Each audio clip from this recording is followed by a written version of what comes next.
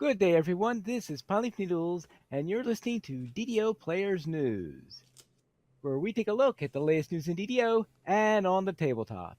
And please welcome my co-host from Ravenloft, Dracula. Hey now, everybody. Hello there, Drac. And are you all excited for the upcoming release of Sharn? Yes, welcome to, as I'm going to call it, Sharn Eve Eve. Sharn Eve. As we had to record this on Sunday. So, yes, it is Sharn Eve Eve. Exciting things are happening coming this Ooh. Tuesday. Coming this Tuesday, barring any things that are too exciting. True, things could blow up tomorrow. That's very true. We'll see.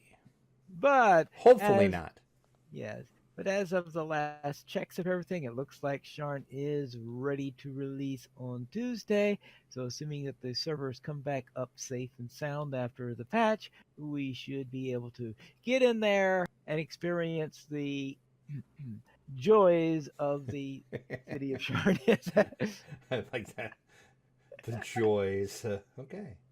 Oh, yeah, who knows what My name's already scared of Sharn, and we haven't even stepped foot in there yet. Well, you got to remember what's leading us here are the disciples of rage. Well, okay, true. All right. I will give you that one. Yeah, so who knows what kind of rage is going to be there. Let's though have a look at the DDO Chronicle issue 332, where it looks like it's night over Sharn. Shocking. We have a Sharn cover. Yeah. I'm shocked. Yeah, that's a pretty cool screenshot, though. So I just can't wait to get in Sharn. I'm excited. Super excited. Have you ever explored it on pen and paper? One time, a long time ago. And hey, Gumps joined us in the chat. Yeah, it's been a long time since I actually did anything in pen and paper with Sharn. And I only did it one time. So I'm not super familiar with Sharn. I mean, I've read a bunch of stuff, so.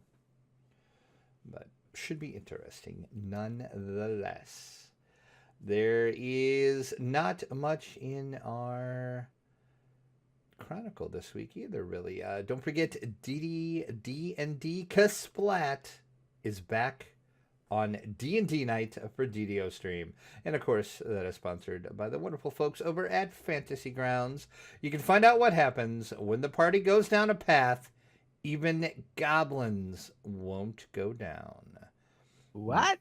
That is, if you're listening live, that is going to air Sunday night tonight at 7 p.m. If not, you can check the replay of it. But yes, goblins won't even go down the path, and our crazy party is going to go down that path. I'm sure that's going to lead to some joy. Oh, I'm sure it will. And we got fan site news section, of course. Heroes are hard to find. Yes, they are. That's a new blog post from Return of the House of Grouse. And then watch. Okay, this is. Okay, let me start this over. Can I do LOBMA Elite? A free DO special. That is a mouthful. LOBMA Elite. And I knew sorry, I'm very bad at acronyms, unfortunately. I knew you were going to ask me what that is, and now off the top of my head, I cannot tell you what it is. LOBMA. I'm going to have to look it up. I'll look it up and I'll edit it in post. There we go. All right. Alts versus Past Lives was the latest episode of DDO Cast, which is 557. There is a brand new show over on D&D Night on DDO Stream. That is On the Edge of Evil. Check out the second episode of that. We got a shout out. Mickey is rating in week 121. Crazy Mickey. And the DDO PL folks have the power of making Warforged. And don't forget, Brock and friends are together again for the first time? Back together again for the first time? So it's the first time they're together after the first time they were together? Sure, I actually haven't watched that yet. I'm gonna have to watch that. Usually, I watch Brock and Friends, but I couldn't watch it this week, so going to have to watch that and find out why they're together again for the first time. Lord of Blades. How about that? Oh, there you go. Okay, so that's. But what would MA be? Well, Lord of Blades would be LOB, but I'm not sure what MA is. well, there is that little detail. So, I'm just trying to think off the top of my head, and I can't think of anything. We do have our Chronicle comment this week, though. That is, if you could bring any one inanimate object to life, what would you choose? Any one Inanimate object. inanimate object to life, what would it be?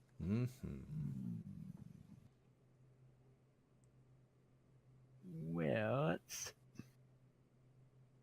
inanimate object. Yeah, really.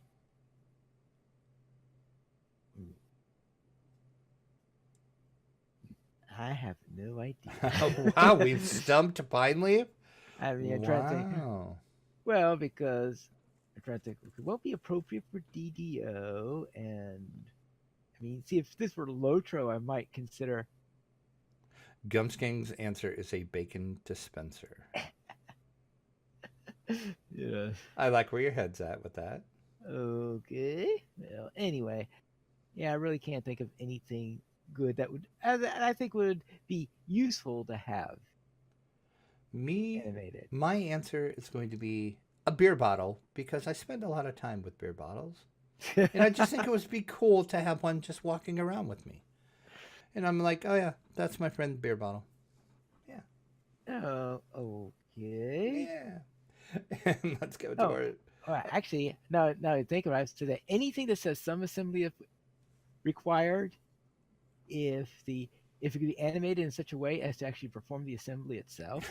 Oh, there you go. Okay, all right, that works too.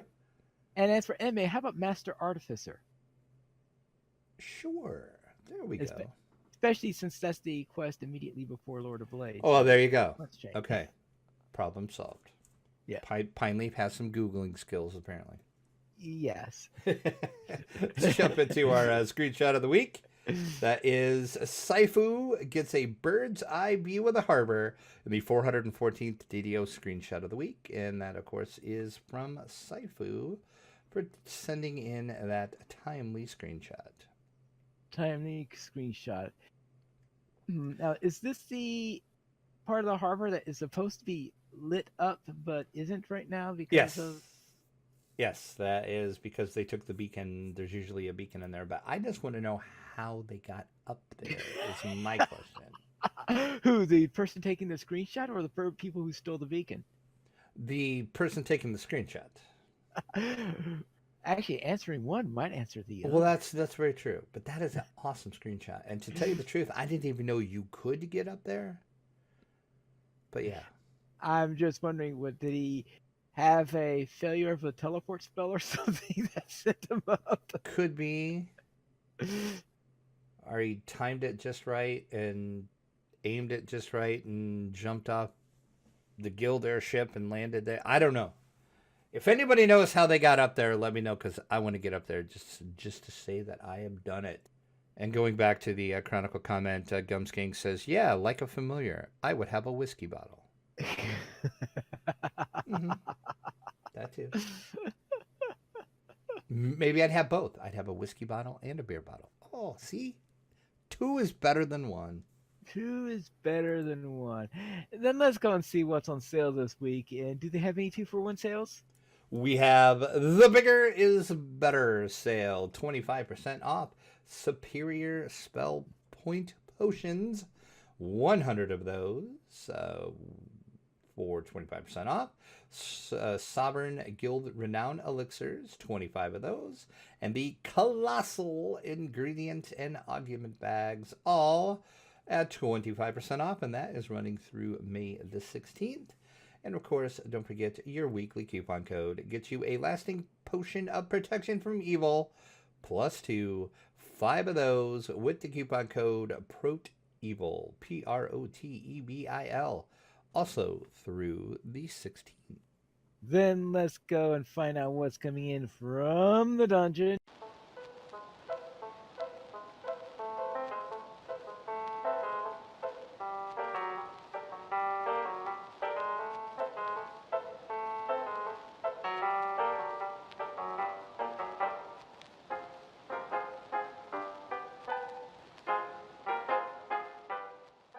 Where Skull Splitter Dice Company Huntress Limited Edition dice overview. You were looking at some really ready dice. Oh, they are nice and red and pretty, and oh, they are so nice. I like them so much.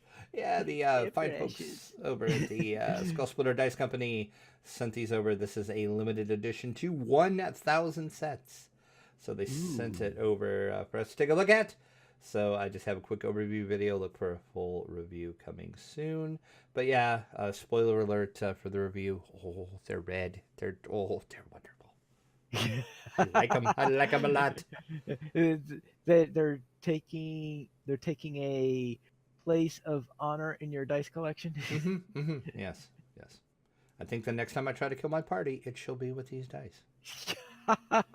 see if they're effective in doing that. Yes, exactly. And then we'll see if I have to punish them if they're not. So we'll see what happens. But yeah, you can get these now over at Skull Splitter Dice Company. As I said, limited to 1,000 sets of these. Thank you for those guys for sending those over, and also a big thanks to Skull Splitter, because they, if you had forgotten, are our sponsor for our Gen Con upcoming coverage. You got to be careful there, is because they may have decided to send this particular set to you because they're special Drac dice. Well, that's very true. Yeah. Stupid RNG.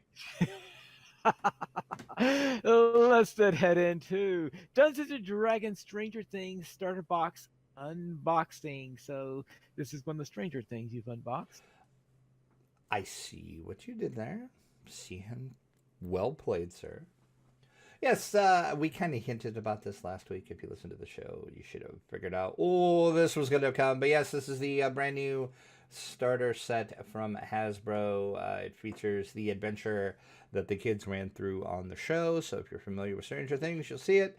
Also comes with not one, but 2 Demogorgon minis for you to torture your party with. So check out the unboxing of this, and then a review of this coming soon as well. Yeah, I'll save it for my review. Let's just say it might not be a pretty review. That's all I'm going to say. Might not be a pretty review. All we'll say about that for now. Okay, then let's go and find out what's on the tabletop.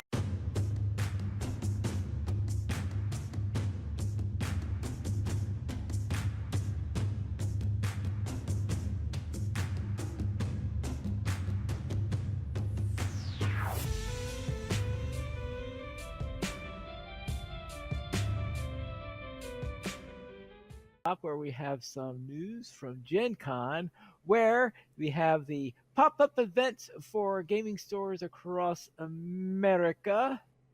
Yeah, this is actually pretty cool that Gen Con's doing this year. They're trying something new, and then if this actually works, they are going to make this a permanent thing. But what is going to happen is at several FLGSs all throughout America, they haven't actually got a list of stores yet. They're going to have this pop-up event. And what it's going to be is you're going to be able to go in and play some of the games that are going to be released at Gen Con. So you're going to get your first look at them. You're going to be able to pre-order them. And they'll have other little special things that you can pick up, like dice and pens and all sorts of good stuff. But David Hope, the president of Gen Con, said, "We're excited to bring the Gen Con experience to more tabletop gaming fans than ever before through our new pop-up Gen Con program. Local game stores that combine community space with traditional retail are the heart of the hobby, and we're proud to be a part of that, connecting with gamers worldwide. So once we actually have the list, we will put that up. But they did say it's going to be held at over 40 stores all throughout the United States. So it's pretty cool that they're doing this, actually. All right. Then we'll see when that comes up. And we also have an exhibit hall map for Gen Con. And this is something to reduce the chance that you're going to get lost, even though you are anyway. Probably, yes. You know, this is good because you can plan out your strategy so you know where everybody's at. It's like, okay, I want to go to this booth and buy this, and then I want to go to this booth and buy this. So you can see, okay, they're over here, and the other one is way over on the other side of the hall. So the best way to get there is to go this way. So yeah, it's always fun. And then this is kind of our first look too to actually see what game companies are going to be at Gen Con. And there is a ton of them this year. I think there is actually more this year than there was last year. I would have to go back and look to see how many were last year, but there is a ton of exhibitors. So yes, and then yeah, if you're not going to be able to go to Gen Con, it's just kind of fun to look at this and say, oh man, look at all the cool stuff I'm going to miss. yeah, sort of pity the poor person who's between Upper Deck and Fantasy Flight Games. Yeah, exactly. Exactly. Those people always get screwed. Well, but now that I think about it, not really, because there's always a big line at both Fantasy Flight and Upper Deck, and then Right. the line usually takes forever to get through, so people can see your booth the whole time they're in line. So it might not be a bad thing after all. Well, it depends on where the Fantasy Flight and Upper Deck booths are. Their lines are because which direction their queues are because if the queues are in the other way, they won't. Yeah, they usually switch it up every year because Ah, the Fantasy Flight queue is just insane every year. insane. All right, that gives. That's what you spend all your time doing then when you are at the exhibit hall is spending your time queuing.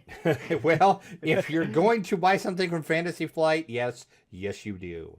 Okay, let's keep that in mind.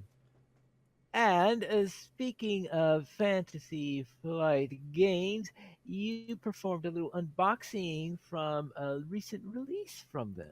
We did. We took a look at the Lord of the Rings Journeys in Middle Earth. This, of course, is the new game that is an app-based game, so it's similar to like Descent. So the app will do all the movement for the monsters, keep track of all the monsters' hit points and everything, and kind of it's the app kind of acts like your DM. If you're familiar with Descent, Mansions of Madness, Star Wars, whatever that Star Wars game is. Imperial Assault. Thank you. I can think of what the name of it was. It works the same way. I know you have actually played this. I have not played this game yet. All I did was unbox it. Yes, I was. I found a little humorous when you were trying to figure out what the Yeah, when I got the with the during the map part. when I got the map part right. Yeah. After I watched it back, I was like, oh, don't Don't- don't don't. mess that part up. But yeah, so pay no attention if you watch the video. Pay no attention to when I talk about the map part because I totally screwed that up. Oops, it is. Was hoping nobody was gonna notice that, but apparently I noticed it. So. You've got a pinely fortune it. Yes. That's true. So, but yeah, like I said, hopefully I'll actually get this to the table soon because I was really looking forward to this. So, but yeah, it's just a chance to take a look at it. It looks really good. I'm excited. I liked Descent and I liked Mansions of Madness, so I'm assuming this is going to be in the same vein. Just real quickly, what did you think about it? I know you've only done like, I think you said like the first tutorial or whatever, so you haven't played it a lot. So far, so far I've only done the. So far, so good, but of course, it's usually when you get past the tutorials when you really start to understand what's going on. Right, right. So we'll see how that operates. And I guess one of the questions is that for people are always going to be asking is how does it scale? And that's but I think usually the complaints on scaling this one are coming from the people who are on larger size rather than the smaller size. So Mhm. because there's usually one in the scale that works well and the other end of the scale where you're saying, but we'll see how that operates when I get time for it to get back onto the table. But it's time for us to look at our week in gaming.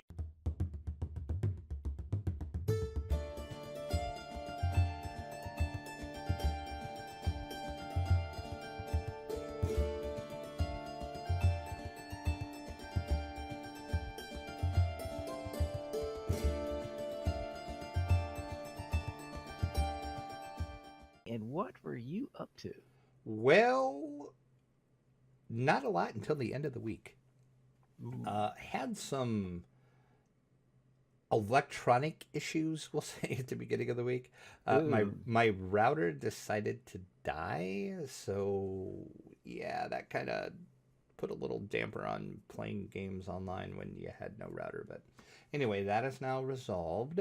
So Pine Leaf and I didn't get to play this week because Monday when we usually play, I still had no internet. So we didn't do anything, but I did play over on Wayfinder with the static group over there. Of course, that is Lessa, Tay, and Rent.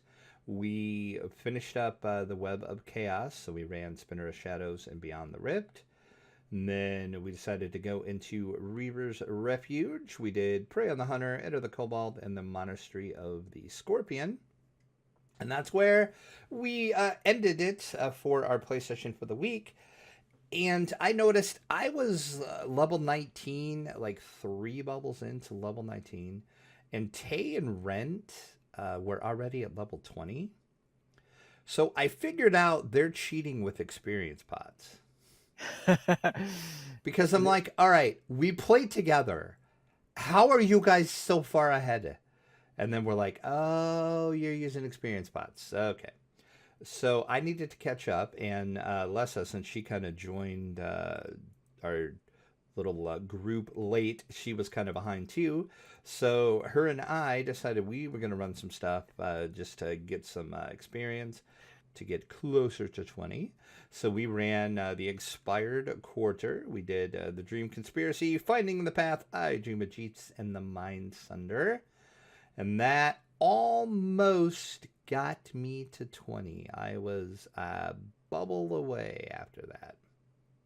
So I thought, okay, I'm going to jump into Multitude of Menace because I want to get Slice and Dice. Because this, of course, is my Bastani Knife Fighter. So I'm like, I'm going to run that a couple times just to see if I get those to drop. Because they're daggers and I want them because Bastani Knife Fighter. Right. Yeah, exactly. Did manage to get dice to drop. I ran it about 4 times now. Did get dice. Still don't have slice, but hopefully that will drop. And the second run through I did of it, I actually got enough XP to get to 20. So now I'm at 19 holding 20. I'm going to see if we're actually going to level or we're going to wait for Lessa. Well, she's kind of had some other plans, what she might do, but we'll see. So I think I'm going to run Multitude of Menace a couple more times to see if I can get Slice. Because got to have Slice and Dice both. You can't just have one. And then, so that was all my DDO game time this week. And then the only other thing I did, I played some D&D 5e, and that was our Water Deep Dragon Heist. We are still continuing on with that. Lots of things happened this week. I'm not going to spoil anything. You just have to watch the show. It was pretty funny what happened to me, the drow in particular. It kind of upset the dwarves a little bit. And I kind of made sure I pointed that out every chance I got. So it was, it was fun to kind of poke at the dwarves a little bit. I mean, I usually do that anyway, but I was really bad at poking them this week. So That's what I get for running with a bunch of stinky dwarves anyway, right? And that was my week. So, Pine Leaf, what did you do? All right, before I go in what I did, I decided to look up who had booth 1105, which is the one that's between Fantasy Flights and Upper Deck. Oh, Gen Con? Okay. Yeah, Asmodee. Apparently, they have 5 different booths scattered all over the place, not counting Asmodee Digital. Okay, It could well. could be different divisions have different booths or something like that. Well, But probably, yeah. yeah, There's You see they're a lot of Asmodee stuff there. Well, yeah, because they own everything. they own everything. Yes, so I guess I don't have to feel sorry for whoever has the booth then. Now let's go into what I did for my week.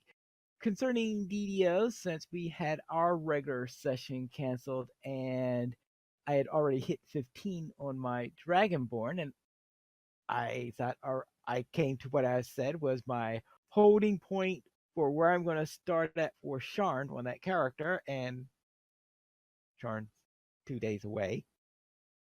So I did not have a chance to play on my Dragonborn yet. But hopefully I'll have a chance for that before next episode to finally see Sharn on the Dragonborn.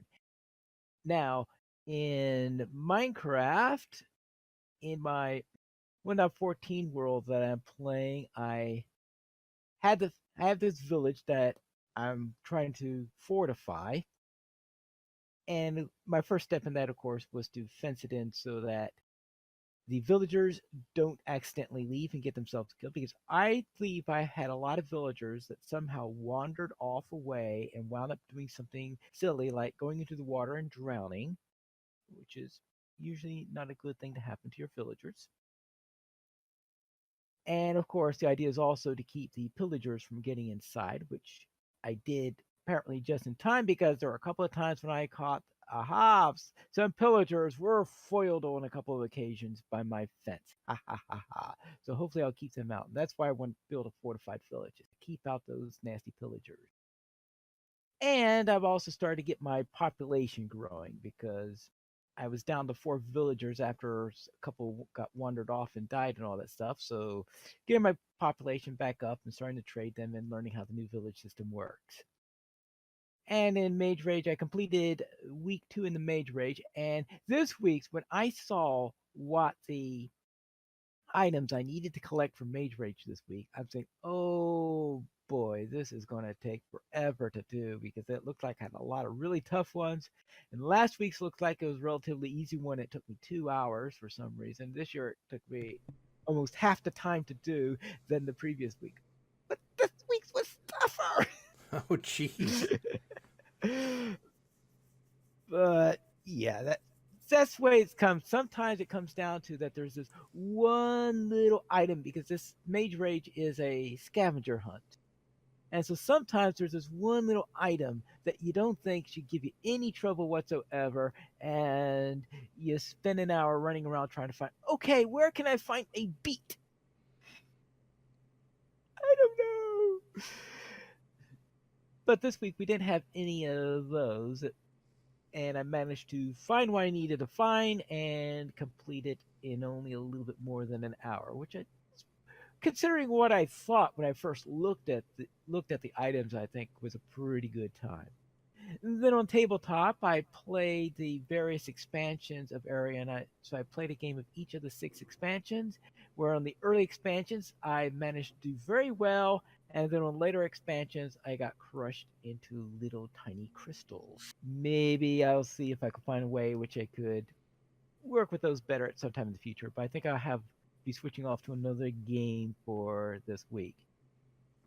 We currently have 20 supporters on Patreon. If you'd like to help support DDO players, simply go to the donations page where you can support the Players Alliance on Patreon. There you'll find rewards, including a mention on the podcast your choice, or you may guest with us for an episode of DDO Players News. And I heard that the next patron reward is for you to announce the patron reward. That's a good idea, actually. I like that. That's a great idea. I like that. There you go. Coming soon. Coming soon. TM. We did not receive any emails this week, but if you'd like to send one, you can send it to podcast at ddoplayers.com, and you could also Twitter, the Players Alliance at Players Ally, DDO Players at DDO Players, Dracula at Dracula_72, and Pinely Fed Pinely Needles.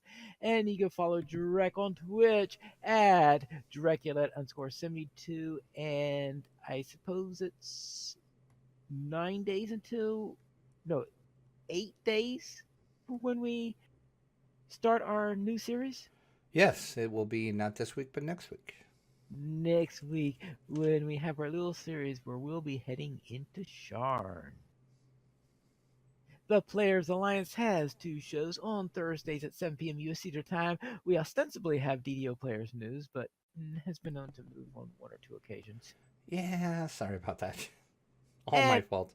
yes, and on a more regular schedule, on Saturdays at 8:30 p.m. US Eastern Time, we have Loto Players News. You can join us for our live shows at ddoplayers.com/live. And that's all for tonight. And this is Pilot Needles reminding you to quest responsibly.